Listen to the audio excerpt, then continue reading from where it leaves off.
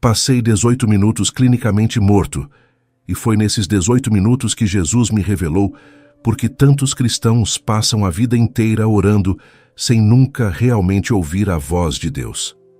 Meu nome é Eldred Cass. Tenho 74 anos e sou pastor aposentado de uma pequena igreja no interior do Kentucky.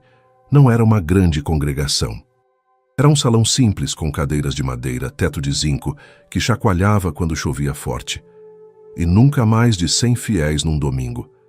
Mas era o meu lugar no mundo.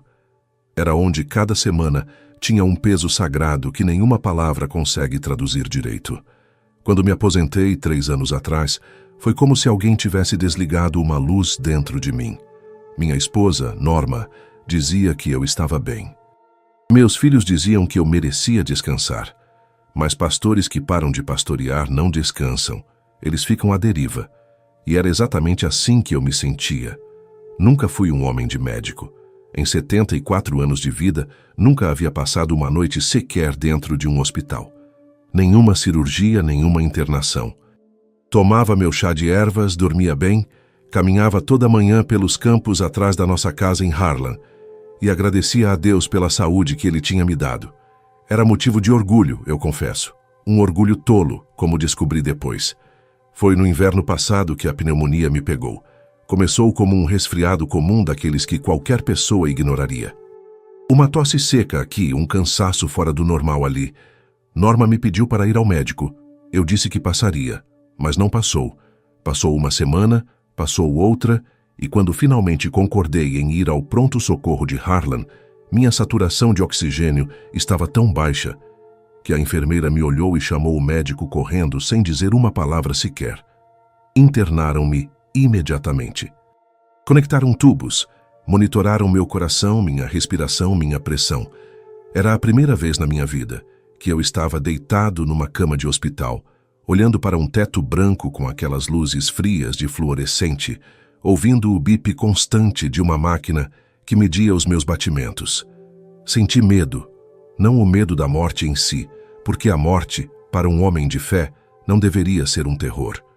Senti o medo do desconhecido físico, da vulnerabilidade de um corpo que pela primeira vez me traía abertamente. Na terceira noite, meu quadro piorou de forma repentina. Meus pulmões simplesmente pararam de conseguir absorver oxigênio suficiente. A equipe médica entrou em correria no meu quarto. Ouvi alarmes, ouvi vozes urgentes. Vi Norma ser conduzida para fora com gentileza, mas com pressa. E então, no meio de toda aquela confusão, veio uma calma absoluta. Não a calma de quem se resigna, a calma de quem é subitamente removido da cena. Eu saí. Não sei como descrever isso de uma forma que faça sentido para quem nunca passou por isso. É como se a dor, o esforço, o peso do próprio corpo simplesmente deixassem de existir numa fração de segundo. Não houve escuridão. Não houve túnel. Houve uma clareza que nenhuma manhã de sol que já vi nesta vida foi capaz de me dar. E então eu o vi. 40 anos pregando sobre ele, estudando cada linha que ele deixou registrada, tentando entender a profundidade de cada palavra que pronunciou. E mesmo assim, nada que eu havia estudado ou pregado me preparou para estar diante dele de verdade. Não porque ele fosse assustador, mas porque ele era real de uma forma que torna tudo o que eu havia experimentado antes parecer uma sombra fina. Ele me olhou da forma que um pai olha para um filho que voltou depois de uma longa viagem. Não havia julgamento naquele olhar. Havia reconhecimento. Havia afeto de um tipo que não tem equivalente humano.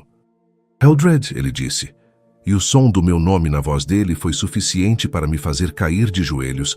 "Você passou a vida inteira ensinando as pessoas a me ouvir, mas hoje eu quero te mostrar algo que você ainda não sabe completamente.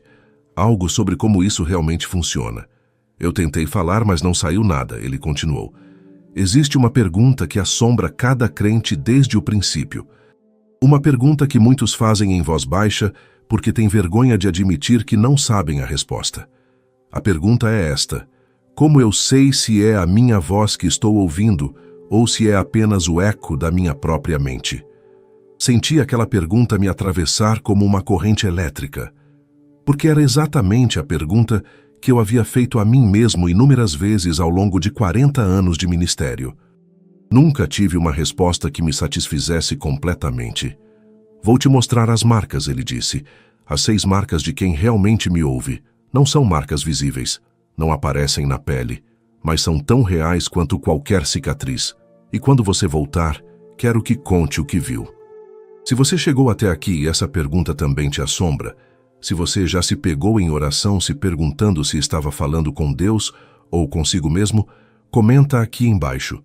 Eu quero ouvir, porque o que ele me mostrou naquele lugar vai mudar a forma como você entende cada momento em que sentiu que Deus estava falando com você. Não saia daqui. Ele começou a caminhar, e eu o segui. O lugar ao redor não era fixo como um cômodo ou uma paisagem.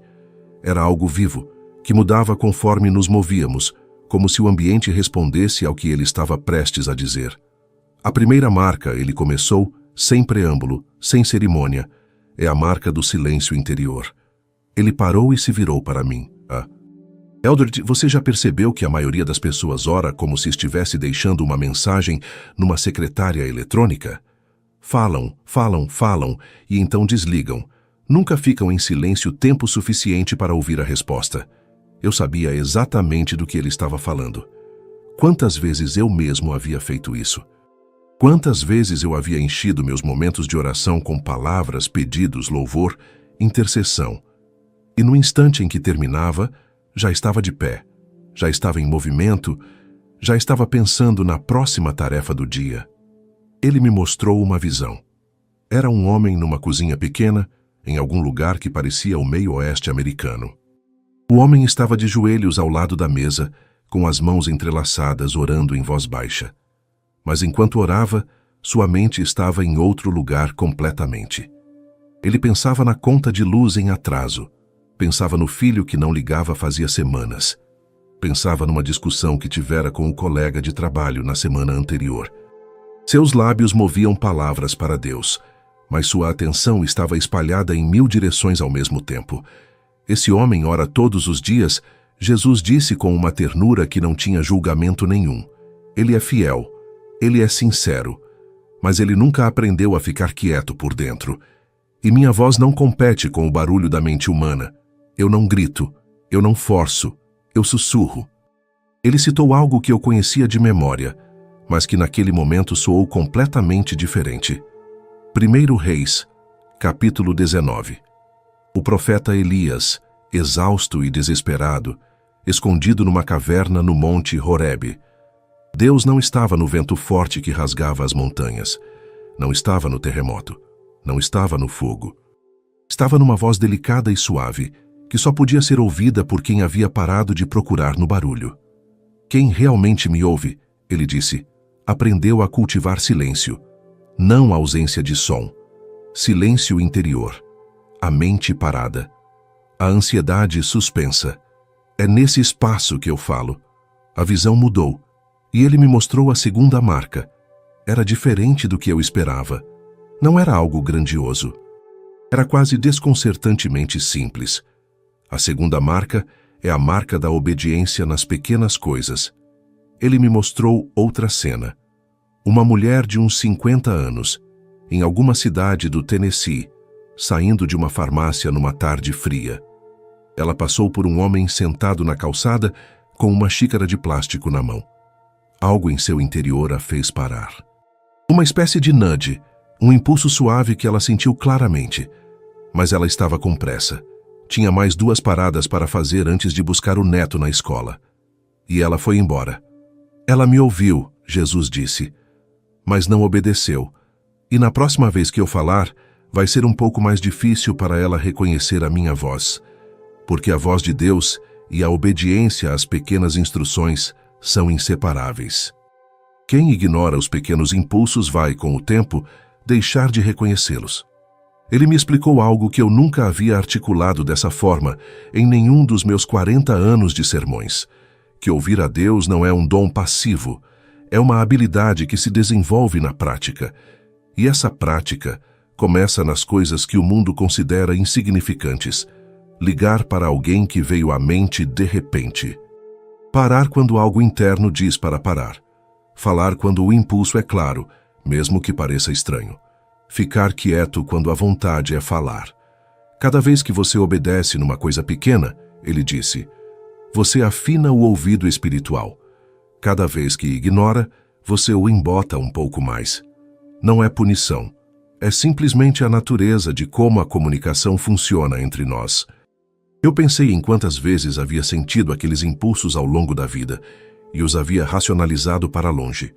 Havia sempre uma explicação lógica disponível para ignorar o que sentia, e eu havia usado essas explicações com frequência. A terceira marca veio de forma mais intensa. O ambiente ao redor ficou mais pesado, mais sério, e Jesus me olhou com uma expressão que eu só posso descrever como urgente. A terceira marca é a mais rara, e é a que mais separa quem realmente me ouve de quem apenas acredita que me ouve. Ele fez uma pausa. É a disposição de ouvir o que você não quer ouvir. Ele me mostrou uma visão que me partiu o coração. Era um pastor. Não eu, mas alguém que eu não reconheci. Um homem jovem, talentoso, com uma congregação em crescimento numa cidade grande. Esse homem orava todos os dias. Estudava as Escrituras com seriedade. Falava sobre ouvir a Deus nos seus sermões com uma convicção genuína. Mas havia uma área da sua vida onde ele havia colocado uma porta trancada, um relacionamento que não deveria existir. Uma decisão financeira que ele sabia, no fundo, que estava errada. E toda vez que se aproximava de Deus em oração, havia um sussurro claro sobre aquelas coisas, um incômodo que não era da sua própria consciência.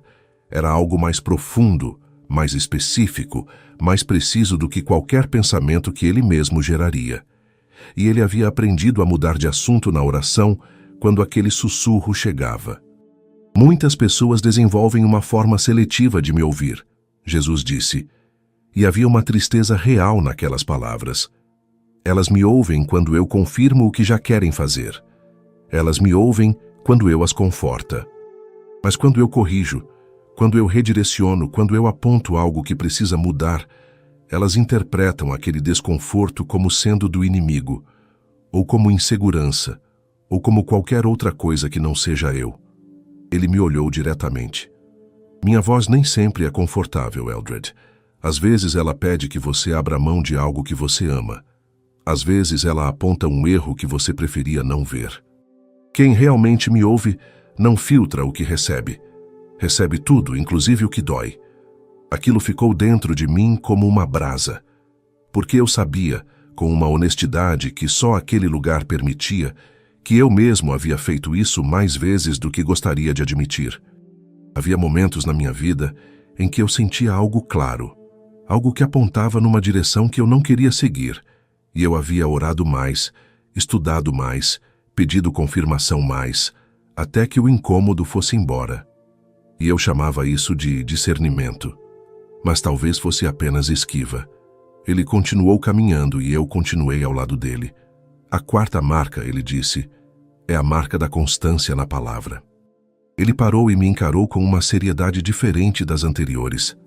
Eldred, você passou décadas ensinando isso, mas quero que você entenda agora de uma forma que nunca entendeu antes. Minha voz e minha palavra não são duas coisas separadas. São a mesma coisa em formas diferentes.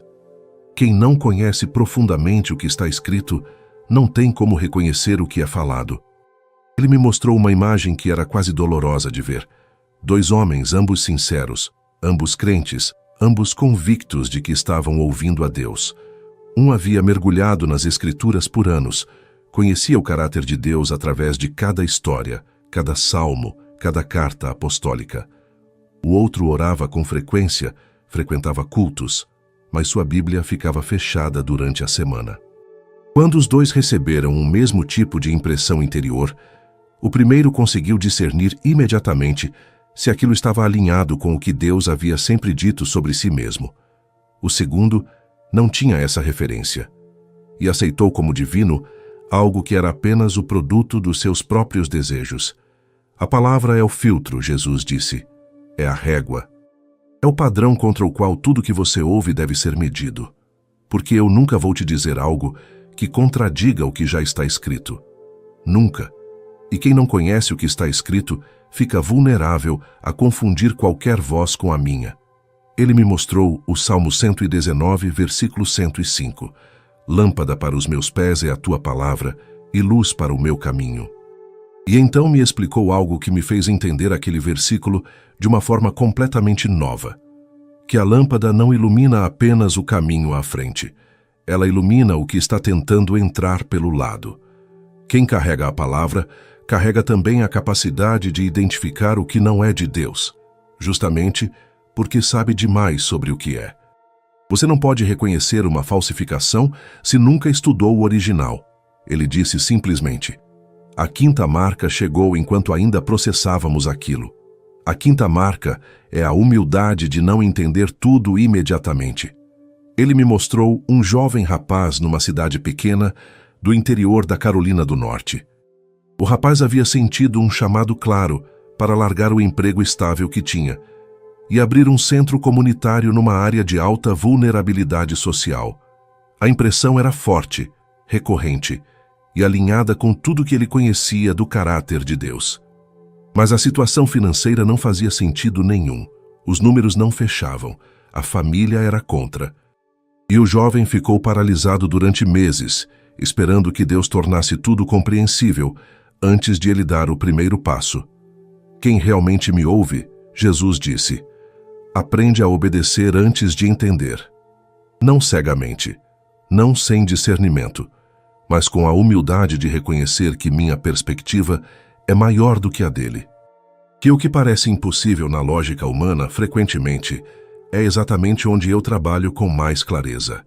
Ele citou Isaías, capítulo 55, versículos 8 e 9. Porque os meus pensamentos não são os vossos pensamentos, nem os vossos caminhos os meus caminhos. Porque assim como os céus são mais altos do que a terra, assim são os meus caminhos mais altos do que os vossos caminhos. Quem exige entender tudo antes de obedecer, ele disse, na prática está dizendo que minha voz só é válida quando faz sentido para a mente humana. E isso não é fé. É apenas lógica com linguagem espiritual por cima. Aquilo me acertou em cheio, porque eu havia pregado sobre fé por décadas, mas havia também passado boa parte da minha própria vida exigindo compreensão antes de movimento. E agora eu via com clareza o quanto isso havia me custado. A sexta marca foi a última, e foi a que ele apresentou com mais cuidado, com mais peso, como se soubesse que era a mais difícil de receber. A sexta marca, ele disse, é a marca de quem persiste em ouvir, mesmo quando o silêncio parece ser a única resposta. Ele me mostrou uma mulher mais velha, de cabelos brancos, ajoelhada ao lado da cama num quarto escuro, em algum lugar de Montana. Ela havia perdido o marido 2 anos antes. Havia perdido a saúde em seguida.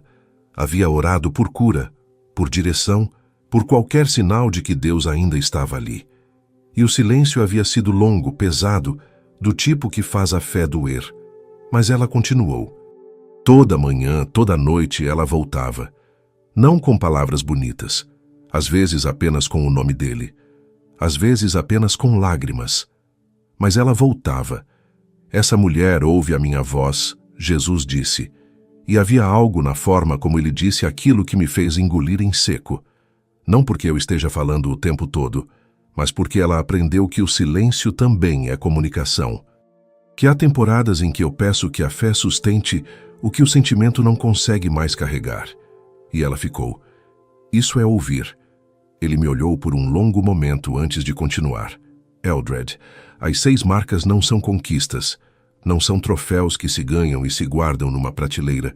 São práticas, são posturas. São escolhas que se fazem de novo a cada dia, a cada oração, a cada momento em que a vida torna o silêncio difícil e a obediência custosa. E então ele disse algo que eu carreguei de volta comigo como se fosse a coisa mais importante que já ouvi em 74 anos de existência. A pergunta não é se eu estou falando. Eu sempre estou. A pergunta é se você construiu em si mesmo a capacidade de ouvir. E essa capacidade se constrói de uma única forma. Você volta para o que está escrito. Você mergulha na palavra até que ela deixe de ser texto e se torne conhecimento do meu caráter. E a partir daí, você começa a reconhecer minha voz, não porque ela seja audível, mas porque você me conhece. E quem me conhece, me reconhece. Então tudo ficou branco. Acordei 3 dias depois numa cama do hospital de Harlan, com Norma segurando minha mão e um médico me explicando que meu coração havia parado por 18 minutos. Que eles não entendiam como eu não havia sofrido dano neurológico. Que era, nas palavras dele, inexplicável pela medicina. Eu soube o que era. Eu voltei com uma mensagem. Para cada pessoa que já olhou para o teto, no meio de uma oração, e se perguntou se estava falando com Deus ou consigo mesma. Para cada crente que sentiu aquele incômodo de não saber distinguir a voz divina do próprio pensamento. A resposta não está num método, não está numa técnica, está no conhecimento. Mergulhe na palavra. Construa intimidade. Aprenda o caráter de Deus através do que Ele mesmo deixou escrito. Porque você não reconhece a voz de quem você não conhece, e você conhece Deus da mesma forma que conhece qualquer pessoa, passando tempo com Ele, ouvindo o que Ele já disse, e ficando quieto o suficiente para perceber quando Ele fala de novo.